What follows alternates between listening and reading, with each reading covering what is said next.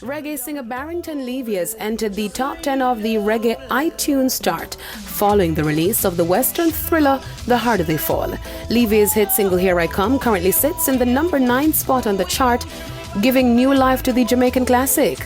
The single was featured in the film which stars Regina King and Idris Elba and made its debut last week. Here I come.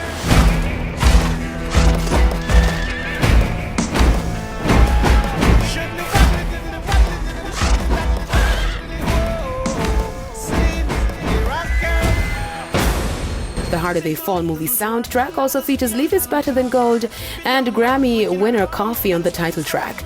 The soundtrack is produced by Jay-Z's Rock Nation Records and currently holds the number 1 spot on the top iTunes 100 soundtrack list.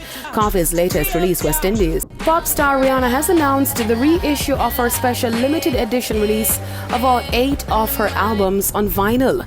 The compilation features a 1 or 2 record box set, which is specially curated by the singer with unique colors and exclusive apparel and merchandise. Rihanna announced on Twitter that the sets are currently available for pre-order. Fans have been calling for new music for the past 5 years. However, the artiste turned fashion mogul has been busy building her billion-dollar empire, which includes Fenty Beauty, Fenty Skin, and Savage X Fenty. Now, rapper Travis Scott and organizers of the Astroworld Music Festival in Houston are facing at least 1 lawsuit following the deadly crowd surge at his Astroworld Fest in Houston over the weekend. The suit was filed by an injured concertgoer who called the incident a predictable and preventable tragedy. In the petition filed on Saturday in Harris County District, Astroworld attendee Manuel Souza sued Travis Scott as well as the organizers Score More and concert giant Live Nation over the Friday night incident, which left 8 people dead and dozens more injured.